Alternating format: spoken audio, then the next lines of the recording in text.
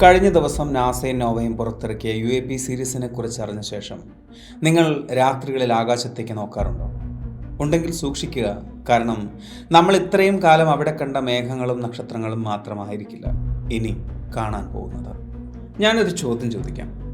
വർഷങ്ങളായി UFOകളെക്കുറിച്ചും ഏലിയൻസിനെ കുറിച്ചും പറഞ്ഞിരുന്നവരെ ഭ്രാന്തന്മാർ എന്ന് പറഞ്ഞ് തള്ളിക്കളഞ്ഞിരുന്ന പെൻറ്റഗണും നാസയും ഒരു സുപ്രഭാതത്തിൽ വരുന്നു എന്നിട്ട് പറയുന്നു നമ്മുടെ ആകാശത്ത് അന്യഗ്രഹ പേടകങ്ങൾ.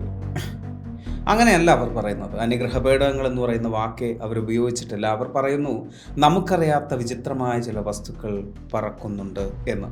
ഇന്നാ പിടിച്ചോ അതിൻ്റെ ഒറിജിനൽ വീഡിയോകൾ എന്ന്. എന്തെങ്കിലും ഒരു പന്തികേട് തോന്നി? ഇല്ലെങ്കിൽ ഇനി കഥ മാറാൻ പോവുകയാണ്. ഇത് വെറും വെളിപ്പെടുത്തലല്ല, ഒരു വലിയ കെണിയാണ്.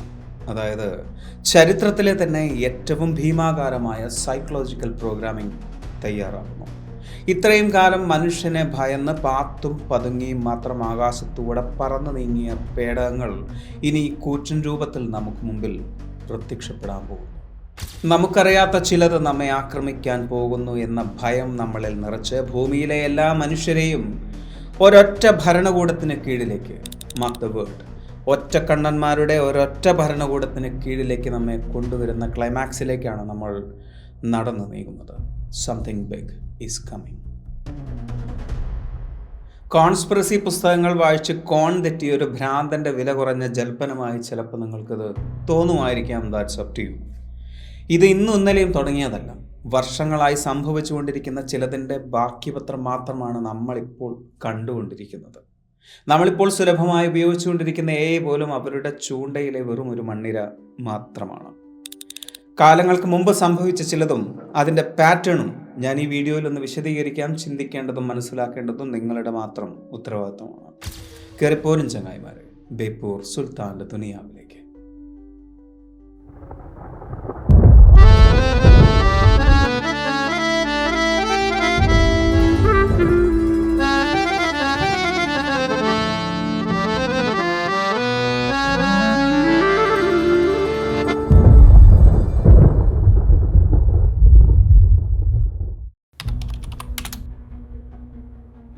അധികം നേരം കളയാതെ വിഷയത്തിലേക്ക് വരാം.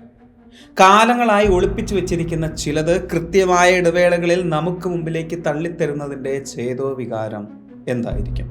അന്യഗ്രഹ ജീവികൾ എന്ന് പറയാതെ കാലങ്ങളായി അന്യഗ്രഹ ജീവികൾ നമ്മെ സന്ദർശിച്ചുകൊണ്ടിരിക്കുകയാണ് എന്നും എപ്പോൾ വേണമെങ്കിലും അവ നമുക്ക് മുമ്പിൽ പ്രത്യക്ഷപ്പെടാമെന്നുമുള്ള ഭയം നമ്മളിൽ ഉണ്ടാക്കാൻ വേണ്ടി തന്നെയായിരിക്കും ഇങ്ങനൊരു പ്രഹസനമെന്ന് മനസ്സിലാകാത്തവർ ആരൊക്കെയാണ്?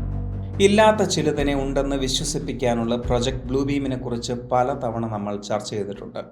മൊസുൽ ഓർബ് പോലുള്ള ചെറിയ ഗോളങ്ങൾ യഥാർത്ഥത്തിൽ അന്യഗ്രഹ പേടകങ്ങളാണോ, അതോ പ്രൊജക്ട് ബ്ലൂ ബീമിന് മുന്നോടിയായി ആകാശത്ത് പ്രൊജക്റ്റ് ചെയ്യാൻ പോകുന്ന 3D ലേസർ ഹോളോഗ്രാമുകളുടെ കൃത്യത പരിശോധിക്കുന്ന ടെസ്റ്റിംഗ് ഡിവൈസുകളാണോ എന്നുള്ള വലിയ ചർച്ചകൾ റെഡിറ്റിൽ നടക്കുന്നുണ്ട്. ഭാവിയിൽ ഒരു ദിവസം പെട്ടെന്ന് ലോകത്തെ പ്രധാന നഗരങ്ങളുടെ മുകളിൽ കൂറ്റൻ ഏലിയൻ മദർഷിപ്പുകൾ പ്രത്യക്ഷപ്പെടുന്നു. അല്ലെങ്കിൽ ആകാശത്ത് നിന്ന് അശരീരി പോലെ ചില ശബ്ദങ്ങൾ കേൾക്കുന്നു. അതിൽ ജനങ്ങൾ ഭയന്ന് വിറയ്ക്കുമ്പോൾ ലോക നേതാക്കൾ വന്ന് പറയും നമ്മൾ ഒന്നിക്കണം, ഒരൊറ്റ ഗവൺമെൻറ്റായി മാറിയാലേ ഇതിനെ നേരിടാൻ പറ്റൂ എന്ന്. ഇത്രയും കാലം ഇല്ലാതിരുന്ന പെൻറ്റഗണിൻ്റെ പെട്ടെന്നുള്ള UFO സ്നേഹം അങ്ങനെ ഒന്നിനെ സൂചിപ്പിക്കുന്നില്ലേ?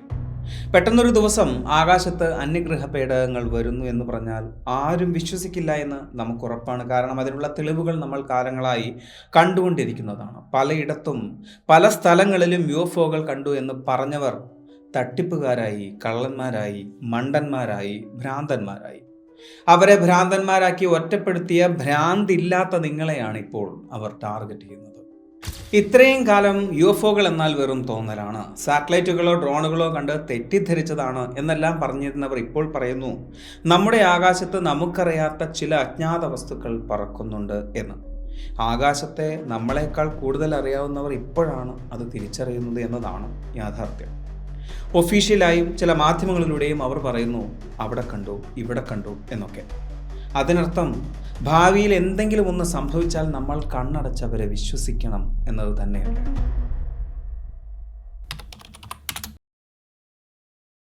2023 പെൻറ്റഗൺ ഒരു വീഡിയോ പുറത്തുവിട്ടിരുന്നു. മൊസുൽ ഓർബ് എന്നറിയപ്പെടുന്ന ഒരു വസ്തു. അതിനെക്കുറിച്ച് നമ്മളും ചർച്ച ചെയ്തിട്ടുണ്ട്.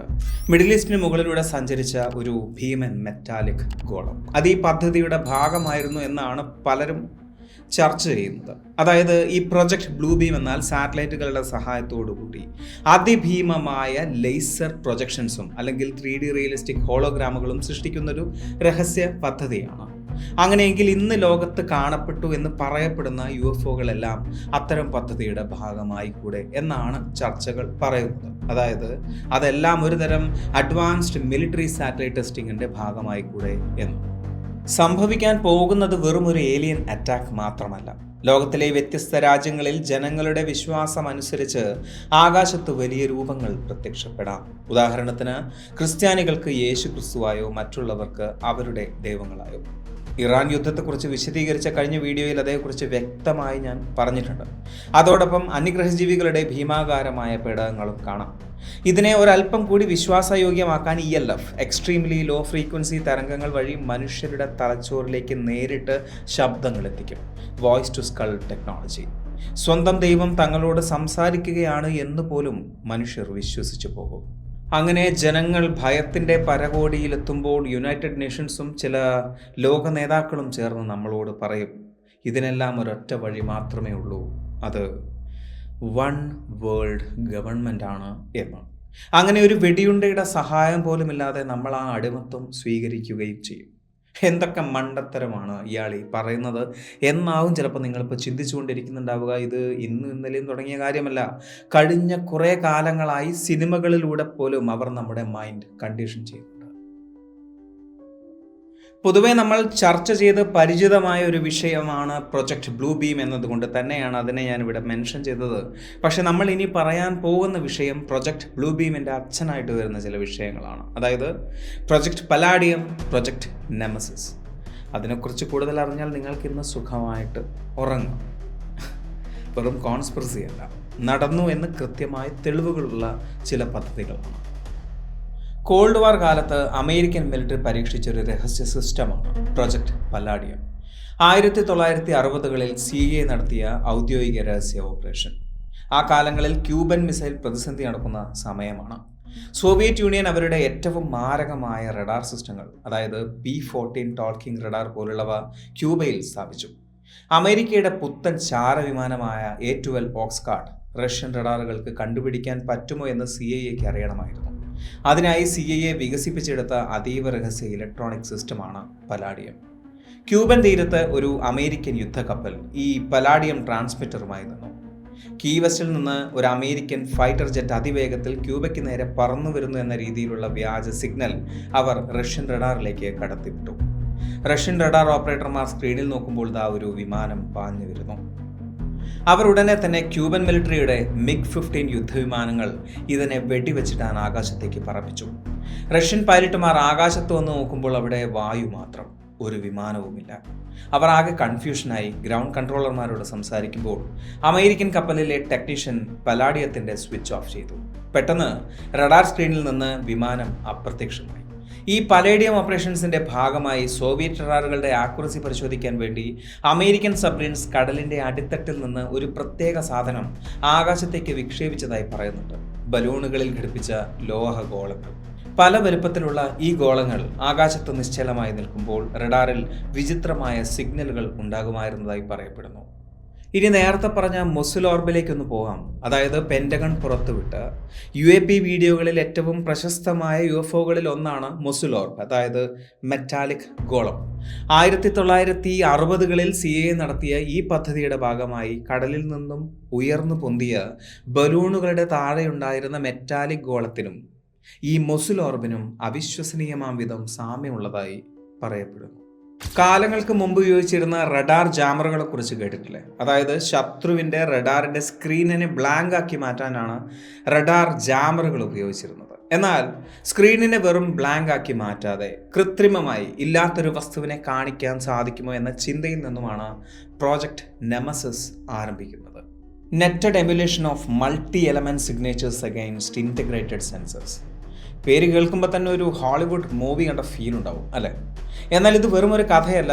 US നേവി ഔദ്യോഗികമായി വികസിപ്പിച്ചെടുത്തൊരു ഏറ്റവും വിനാശകരമായ ഇലക്ട്രോണിക് യുദ്ധമുറയാണ് ഇലക്ട്രോണിക് വാർഫെയർ സിസ്റ്റം.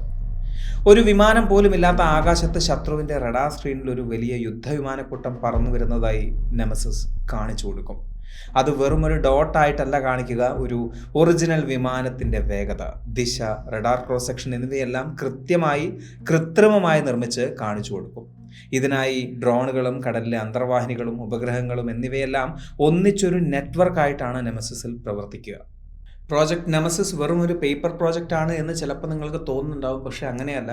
ഇപ്പോഴും സജീവമായി നടന്നുകൊണ്ടിരിക്കുന്ന ഒരു പദ്ധതിയാണ് പ്രോജക്റ്റ് നെമസിസ്. ലോകത്തെ മുഴുവൻ ഞെട്ടിച്ച പല UFO UAP സംഭവങ്ങൾക്കും പിന്നിൽ പ്രോജക്റ്റ് നെമസിസ് ആയിരിക്കാം എന്നുള്ള സൂചനകളും ലഭിച്ചിട്ടുണ്ട്. 2021 പ്രശസ്ത ഡോക്യുമെൻ്ററി മേക്കറായ ജെർമി കോർബിൻ ഒരു വീഡിയോ പുറത്തുവിട്ടിരുന്നു. പിന്നീട് അത് പെൻറ്റഗൺ യഥാർത്ഥ വീഡിയോ ആണ് എന്ന് സ്ഥിരീകരിക്കുകയും ചെയ്തിരുന്നു. സംഭവം നടന്നത് 2019 സാന്റിയാഗോ തീരത്ത് USS ഒമാഹ അടക്കമുള്ള പല കപ്പലുകളും ഉണ്ടായിരുന്നു. ആ കപ്പലുകൾക്ക് ചുറ്റും ഏതാണ്ട് 14ഓളം അജ്ഞാത വസ്തുക്കൾ പറന്നതായി പറയപ്പെടുന്നു. വാർത്ത മാത്രമല്ല, അതേക്കുറിച്ചുള്ള കൃത്യമായ വീഡിയോകളും അന്ന് പുറത്തു വന്നിരുന്നു. കപ്പലിലെ അത്യാധുനിക റഡാർ സ്ക്രീനുകളിൽ ഇവ കൃത്യമായി പതിഞ്ഞിട്ടുണ്ട്. ക്യാമറകളിൽ ഇവ പറക്കുന്നതും ഒടുവിൽ കടലിലേക്ക് മുങ്ങി താഴുന്നതും പൈലറ്റുമാർ കണ്ടു. 2021 നമ്മൾ അതേക്കുറിച്ച് വലിയൊരു വീഡിയോ തന്നെ ചെയ്തിട്ടുണ്ട്. ഈ സംഭവം നടന്നത് US നേവിയുടെ അതീവ സുരക്ഷാ മേഖലയിലായിരുന്നു. നേവിയുടെ ഔദ്യോഗിക റിപ്പോർട്ടുകൾ പ്രകാരം ഇതേ കാലയളവിൽ അവർ തങ്ങളുടെ കപ്പലുകളിൽ പുതിയ ഇലക്ട്രോണിക് വാർഫെയർ സിസ്റ്റങ്ങൾ ടെസ്റ്റ് ചെയ്തതായി പറയുന്നുണ്ട്. ഒരു വിമാനം പോലും ഇല്ലാതിരുന്ന ആകാശത്ത് ഒന്നിലധികം ഗോസ്റ്റ് ടാർഗറ്റുകളെ കപ്പലിലെ റഡാറിൽ കാണിച്ച് കപ്പലുകളുടെ പ്രതിരോധശേഷി പരീക്ഷിക്കുന്ന പ്രോജക്റ്റ് നെമസിസിൻ്റെ പദ്ധതിയായിരുന്നു അന്നവിടെ നടന്നത്. കടലിലേക്ക് മുങ്ങിപ്പോയതായി തോന്നിയത് ചിലപ്പോൾ 3D ഹോളോഗ്രാമുകളോ ലേസറിൻ്റെ റിഫ്ലക്ഷനോ ആയിരിക്കാം. അപ്പോൾ ചിലപ്പോൾ നിങ്ങൾക്ക് തോന്നാം, ഈ പറയുന്ന ടെക്നോളജി അമേരിക്കയുടെ മാത്രം കുത്തകയാണോ എന്ന്. അങ്ങനെയല്ല. നേരത്തെ പറഞ്ഞ ഒറ്റക്കണ്ണൻ ഗവൺമെൻറ്റിൻ്റെ തൂണുകൾ എന്നാൽ അത് ലോകശക്തികൾ മുഴുവൻ ഉൾപ്പെടുന്നവ തന്നെയാണ്. ഒരിക്കൽ ചൈനീസ് സൗത്ത് കടലിൽ അമേരിക്കയും ചൈനയും കൂട്ടിമുട്ടിയപ്പോൾ, അതായത് അമേരിക്കൻ നേവിയും ചൈനീസ് നേവിയും നേരിട്ട് കണ്ടപ്പോൾ അവരുടെ റഡാറുകളിൽ ചില വസ്തുക്കൾ പ്രത്യക്ഷപ്പെടുകയും അപ്രത്യക്ഷപ്പെടുകയും ചെയ്തതായി റിപ്പോർട്ടുകൾ പറയുന്നുണ്ട്. രണ്ട് ടീമിനും കാര്യം മനസ്സിലായി, അവരുടെ റഡാറിൽ കണ്ടത് യഥാർത്ഥ വസ്തുക്കളല്ല എന്ന്. അമേരിക്കൻ നെമസിസ് ഉപയോഗിച്ചപ്പോൾ ചൈന അവരുടെ ഇലക്ട്രോണിക് വാർഫെയർ സിസ്റ്റം ഉപയോഗിച്ചു. ഇനി സംഭവിക്കാൻ പോകുന്നത് ഡിജിറ്റൽ യുദ്ധമായിരിക്കും. തുടക്കത്തിൽ പറഞ്ഞ മൊസുൽ ഓർബില് 2016 ഒരു US ചാരവിമാനത്തിലെ ഇൻഫ്രാറെഡ് ക്യാമറയിലാണ് ഇറാഖിലെ മൊസുൾ നഗരത്തിന് മുകളിലൂടെ അതിവേഗത്തിൽ പറക്കുന്ന ഈ മെറ്റാലിക് ഗോളത്തിൻ്റെ ദൃശ്യം പകർത്തിയത്. യുദ്ധമേഖലകളിൽ ശത്രുക്കളുടെ മിസൈൽ പ്രതിരോധ റഡാറുകളെയും തെർമൽ ക്യാമറകളെയും ജാം ചെയ്യാനും അവയിൽ വ്യാജ സിഗ്നലുകൾ സൃഷ്ടിച്ച് ശത്രുക്കളെ വഴിതിരിച്ചു വിടാനും മിലിറ്ററി ഇത്തരം ഡെക്കോയ്സ് അല്ലെങ്കിൽ ഇലക്ട്രോണിക് പ്രൊജക്ഷനുകൾ ഉപയോഗിക്കാറുണ്ട്. നെമസിസ് പ്രൊജക്റ്റിന്റെ ഭാഗമായി ആകാശത്ത് സൃഷ്ടിക്കപ്പെട്ട ഒരു ഇലക്ട്രോണിക് ഇല്യൂഷൻ മാത്രമായിരുന്നു ഇത് എന്നും പറയപ്പെടുന്നുണ്ട്. ലോകശക്തികൾ ചിലപ്പോൾ അവരുടെ റഡാറുകളെ പറ്റിക്കാൻ വേണ്ടി ചില പരീക്ഷണങ്ങൾ നടത്തുന്നുണ്ടായിരിക്കും. പക്ഷേ ഞങ്ങളുടെ തലച്ചോറിനെ തൊടാൻ അതിനൊന്നും സാധിക്കില്ല എന്ന് ചിന്തിക്കുന്ന, നേരത്തെ പറഞ്ഞ ഭ്രാന്തില്ലാത്തവരുടെ ചിന്തകളെ ഇല്ലാതാക്കാനുള്ള ചില പരീക്ഷണങ്ങളും നടക്കുന്നുണ്ട്. വോയിസ് ടു സ്കൾ ടെക്നോളജി എന്നറിയപ്പെടുന്ന project Medusa. Mob excess deterrent using silent audio. ഈ പ്രോജക്റ്റ് വഴി മൈക്രോവേവ് പൾസുകൾ ഉപയോഗിച്ച് ഒരു വ്യക്തിയുടെ തലച്ചോറിലേക്ക് നേരിട്ട് ശബ്ദം എത്തിക്കാൻ കഴിയും. ചുറ്റുമുള്ളവർക്ക് ഒന്നും കേൾക്കാൻ കഴിയില്ല, എന്നാൽ ആ വ്യക്തിയുടെ തലയ്ക്കുള്ളിൽ കൃത്യമായി ആ ശബ്ദം മുഴങ്ങും സന്ദേശങ്ങൾ കേൾക്കും. ഇന്ന് നമ്മുടെ കൊച്ചു കേരളത്തിലും ചിലരുടെ തലച്ചോറിൽ അത്തരം പരീക്ഷണങ്ങൾ പരീക്ഷിക്കുന്നതായി റിപ്പോർട്ടുകൾ പറയുന്നു. വരും കാലങ്ങളിൽ ആകാശത്ത് വലിയ ഹോളോഗ്രാം രൂപങ്ങൾ കാണുമ്പോൾ ഈ ടെക്നോളജി ഉപയോഗിച്ച് മനുഷ്യരുടെ തലച്ചോറിലേക്ക് നേരിട്ട് ആജ്ഞകളെത്തും. ജനം വിചാരിക്കും ദൈവം തങ്ങളോട് നേരിട്ട് സംസാരിക്കുകയാണ് എന്ന്. കാതുകളിലല്ല, നിങ്ങളുടെ തലച്ചോറിലേക്ക് നേരിട്ട് ശബ്ദമെത്തിക്കാനുള്ള സാങ്കേതിക വിദ്യ 1970കളിൽ തന്നെ പെൻറ്റഗൺ പേറ്റന്റ് എടുത്തു വെച്ചിട്ടുണ്ട്. ഞാൻ ആ പേറ്റന്റ് നമ്പർ താഴെ കൊടുക്കാം, നിങ്ങൾക്ക് വായിച്ചു നോക്കാം. 1989 US പേറ്റന്റ് ഓഫീസ് അപ്രൂവ് ചെയ്തിട്ടുള്ള ഹിയറിംഗ് സിസ്റ്റം, അതായത് മൈക്രോവേവ് തരംഗങ്ങൾ ഉപയോഗിച്ച് ഒരു വ്യക്തിയുടെ തലയ്ക്കുള്ളിലേക്ക് സന്ദേശങ്ങൾ എത്തിക്കാൻ സാധിക്കുന്ന സാങ്കേതിക വിദ്യ.